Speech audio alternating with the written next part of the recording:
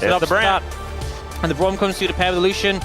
I think out of the engaged supports available, I think Rel was a good pickup because I think Leona and Nautilus have a worse time into Braum. Yeah. And it was pretty telegraphed.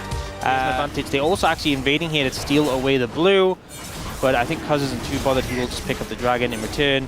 The fact that you got that one grub in the first set, you got the dragon. I think he's pretty happy with how things panned out. And it being an ocean dragon, you know. When these teams are going to be strong. And I feel like T1 right now is looking like a good moment as Faker wants to catch up and pick up Peter. Deadly Flourish doesn't find the mark though. And I think this Rel is just dead. Teleport to come in from the Rumble. There's a teleport also from the Galio that doesn't quite work out, but that Blast Cone is working out here. And Doctarm looking to try and turn this. Good knock up onto Doran there as the heroic entrance comes through. And now the taunt will set up for the fourth bullet. Doran's still alive for so long as they take down the Galio. They get rid of the Viego as Gumayusi is caught and thrown in under the turret, but they're unable to kill him. Faker is still at such high health, and BDD hits the floor. T1 walk away the huge victors in this fight, and Peter still wanting a little bit more off the back end. Don't think they're going to quite find it as Deadly Flourish, actually. Let's see whether Doctarm can do anything. As Ona going in one more time. Dancing Grenade value going to be pretty high, but not high enough. I think it baited a good amount by some of the healing that like the Xin Zhao and the Ahri have in their kits. True. And with the angle Peter found was good, but like you need follow-up. And when the only follow-up is the Jhin, who wasn't even that close. That equalizer positioning absolutely fantastic there by Doran as Kaz not quite able to do anything. As Peter going to close in on Carrier, but they lose their Galio already. The curtain has been called as Gumayusi taking a bit of damage because just having to get out of there. BDD wanting to be the hero finds the Emperor's Divide and they take down the Lucian. Shutdown comes in and now Kaz has turned into a very, very powerful AD carry. Looking for these objectives. This is not going to get anything for anyone though, as they've shared. Turret likely to go down in the bot lane any second, so T1 should be able to secure those. I think Doran is just denying farm as best he can. Right, there it goes. It is Cool new shoes. Now put KT still, they have a lot of wombo potential. I feel like there is some of these like big Hextech Soul situation. As Kaz looking for a potential gank onto Faker, but instead he just finds the entirety of T1 and dies. The Galio comes in, Gumayusi will get knocked up. Peter's alongside him, Emperor's Divide picks up Guma, but he dashes his way out. He looks like he's going to be safe as Doctarm actually flashing in to get on top of him. The equalizer does a lot of damage, but so does BDD. Faker trying to get out of there. Doctarm, he needs another bullet, but does not have it. And KT now just running for the hills. In the meantime, Owner is just destroying KT's stuff. Not the person you typically expect to be split pushing, but Ona will do what he does in a fix. And I think KT, just too many resources invested to try and kill that Lucian. Yeah. With the Viego dead as well, you just don't have the throughput in these longer fights.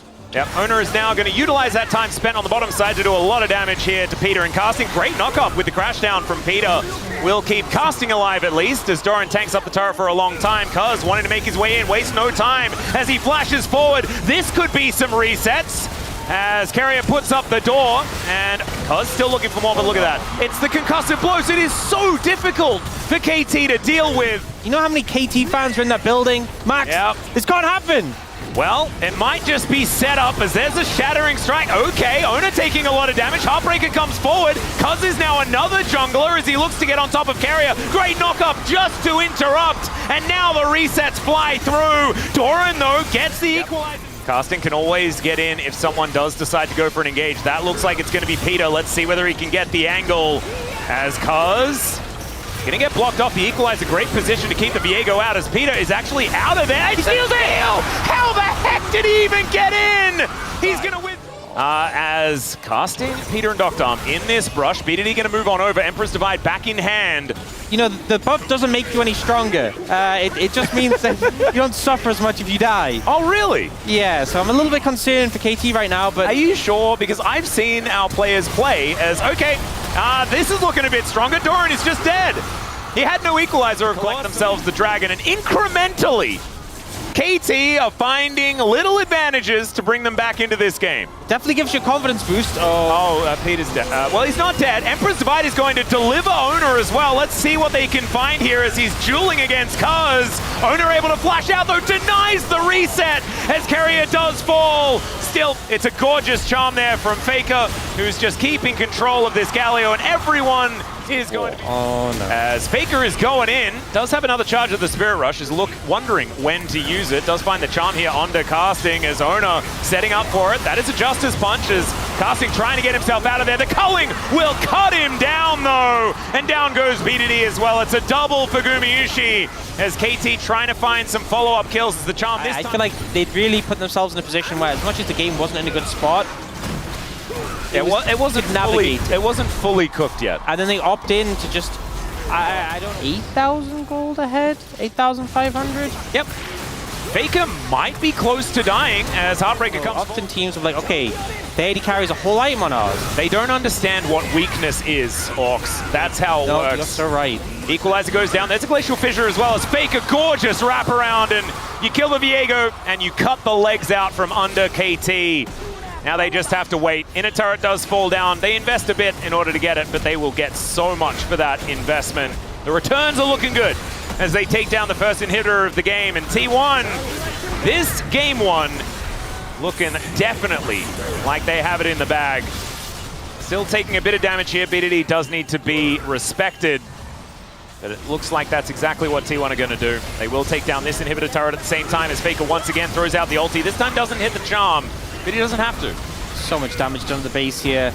And now they can just back away. Dragon up for 30 seconds to probably reset. Okay, never mind. They are so far away from their base. And now T1 are looking to cut them down once again. Casting in an awkward spot. Magnetstorm connects onto just Faker as now Ona goes in and buys so much space. Casting able to flash his way out, but Ona is able to follow him. Doran goes golden in the nick of time as well as KT are just losing members one after the other. But BDD finding a huge shuffle. Oh, Gumayusi, my God, the damage is absurd.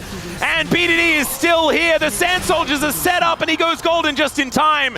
But he is the last man and BDD cannot do it alone. That's what we've been learning this whole year. And T1 will walk forward and finish off game one. I feel like some of the fights even, KT were playing pretty well, but they're just so far behind, and they just opt into every single fight. T1 cool, calm, and collected. 9-1 and 9 for Ona on this Xin Zhao. It is his best champion, and he keeps getting it every series. Nexus goes down, and T1 will be victorious in the first game. It's a best of 3. Still need to keep your head. Yeah. This is Exodia from T1. There has been a seatbelt malfunction, and unfortunately the roller coaster has been grounded. It is too dangerous. He's great at diving. All right, see where the carrier is going to go down. Remember, doesn't have his flash available. Good handshake does come on through.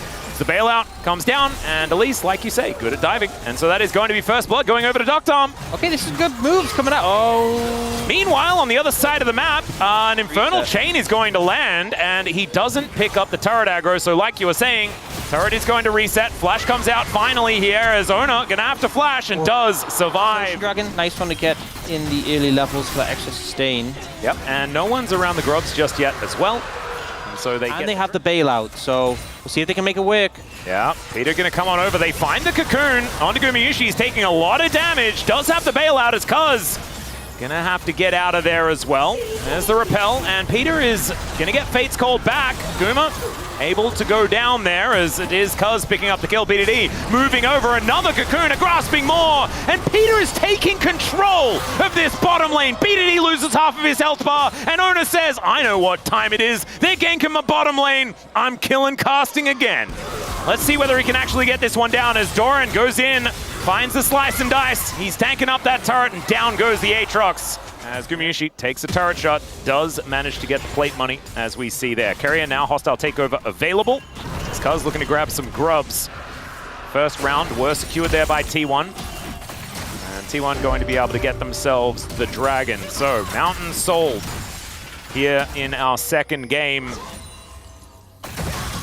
I find it so hard to stay positive, Orcs. I'm really struggling. Really trying. Yeah. So far, it's looking okay, actually. I mean, the Clister is strong, because let's be real, if the Clister was not strong, it would be pretty... I mean, here's a cluster of all AD carries. Up, he comes... Whoa! Oh! There's a flash. The flash comes out from Carrier, but it doesn't quite work. He's taking so much damage, but the hostile takeover is too good! Casting has to flash away as Kaz. A lot of damage there available as BDD coming on over. That is gorgeous amounts of CC being thrown out by the Hui.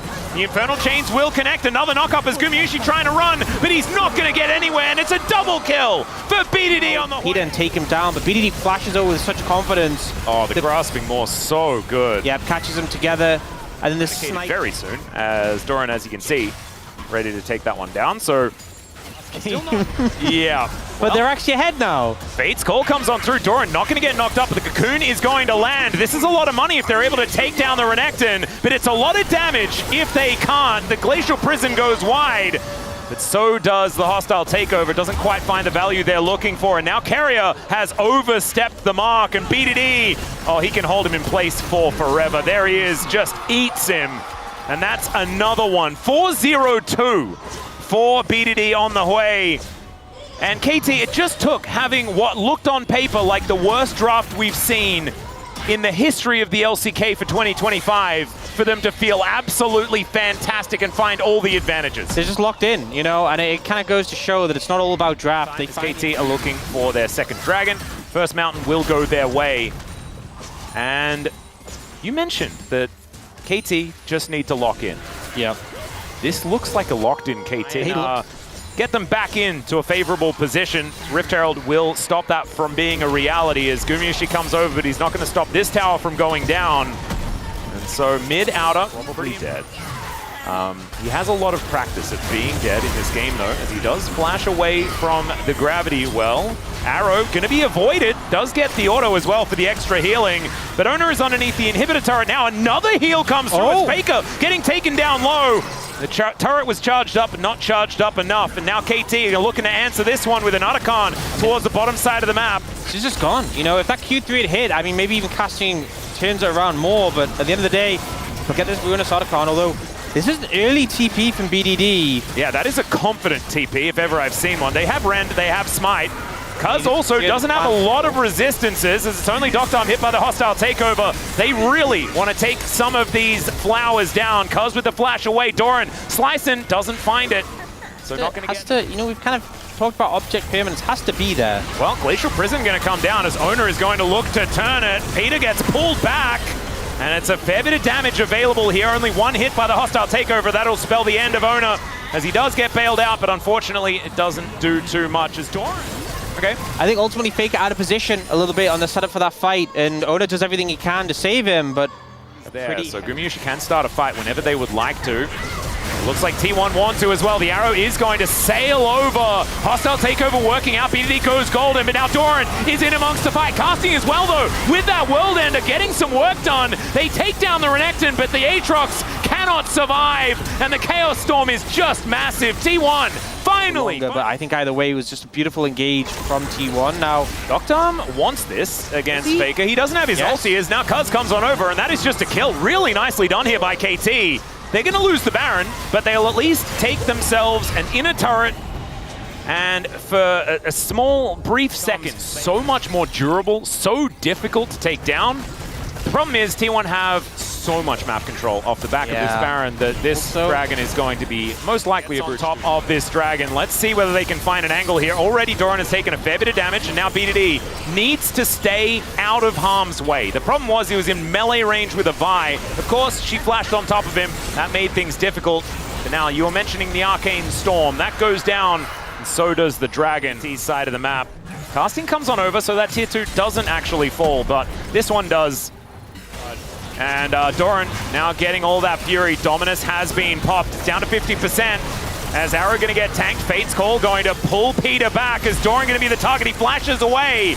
As now KT off the Baron for the moment. Doran in an awkward position as Peter finds another cocoon. Casting gets over the wall, but now the rest of T1 move on over. And Casting has been cornered off. The flash over from Kaz is decent, but Peter is just dead. This Arcane Storm is so scary. And Owner gets on in there. The flash on forward casting, trying to find these cues, but T1 are a freight train.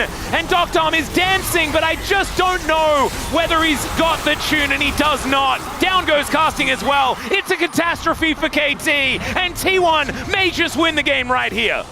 KT putting a great effort, you know, managing to find some big advantages on the bot side, but when it comes to those team fights, so hard to deal with his T1 composition and the excellence when it comes to fights around Baron. The Arcane Storm was the size of a lane at the end of that fight, and they will close this one out 2-0. Yeah, T1 just a little bit too better here today. They put up the home stand last time, and KT got the better of them, and they return the favor here as KT set up theirs, and it did not look that difficult either. T1. He is now. Yeah, they said Arcane. Lore accurate. Yeah, lore accurate Victor. Yeah, they watched season 2, unlike someone I know who didn't watch season 2 of Arcane. Yeah, I certainly did. I still don't really understand everything. I felt like it was very complicated. I only have a small brain. I need to do the rewatch. Maybe I can watch it with Chronicler. Maybe he'll watch it with me. What do you think? I already have a lot of stuff I'm going to watch with Chronicler, so... You know. There's a long list? Yeah. Okay. Owner is going to pick up player of the match. He looked absolutely fantastic on both of these champions. The fact that he got Xin Zhao and Vi in this series, though, is pointing my head towards Score and KT and what they're doing. Owner has been top 3 best players in the league. Yeah. And you're giving him his absolute best for this series. And I would put that in the cons column.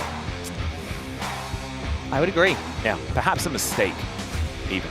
I'd go that far. Yeah, I mean, it's difficult because it's one of those things where you're like, okay, is Owner, if you force him off these picks, maybe he still has an impact, but I think we can definitely say he had a lot of impact on these picks. And these are two of the strongest, two of the highest prio junglers on the patch, so definitely a concern. I would agree.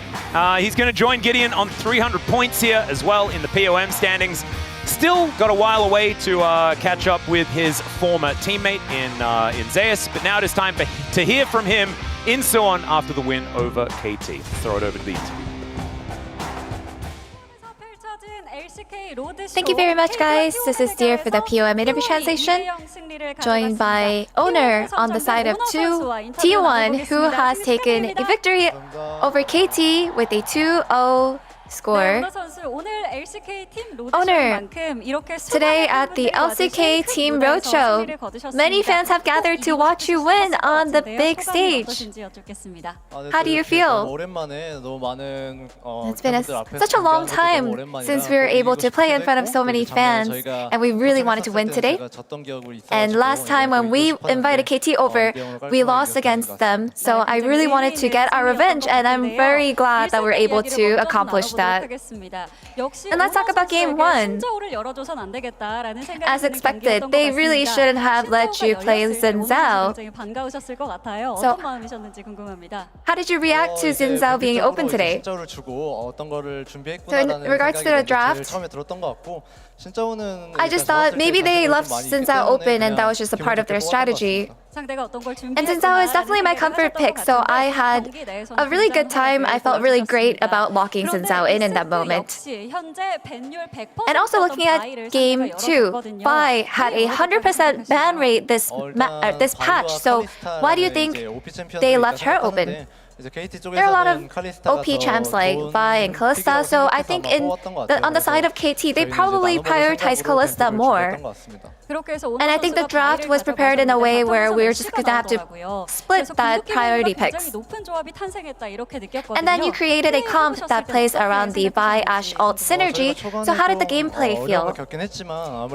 You know, it was pretty rough in the earlier stage of the game, but being able to utilize that kind of ult synergy, we knew that we would have the full capacity to be able to win that game. Yeah, the early game in game 2 was a bit tricky, but you led the team to victory, flipping everything around with the best macro. So how were you able to come back? Well, we had a lot of the lane prio, because we had Vi, where you can take a lot of lane prio. You know, even though we were behind in kills, we knew that the global gold difference wouldn't be too bad, and we knew that we would be able to win through team fighting in a lot of the skirmishes that we are confident in.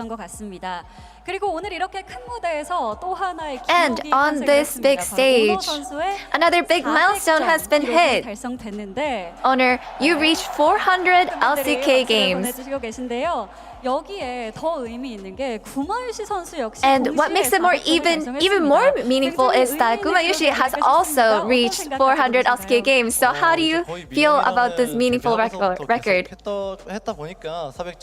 You know, ever since I debuted, I've always been playing with Gumayushi, so I think that's just what led us to play 400 LCK games, you know. I feel like we both have stacked so much experience just together. So would you like to say anything to Gumayushi? Gumayushi, congratulations on 400 games. Let's keep on playing well, as long as we can. Now that you got to kick off round 2 with a victory, what are your goals for the rest of round 2? You know, it was a 2-0 clean victory in our first match of round 2. So I'm hoping and looking forward to showing you guys a great, fun performance and more wins in round 2 compared to round 1. And that's the end of the interview with Owner, and back to the space. Thank you.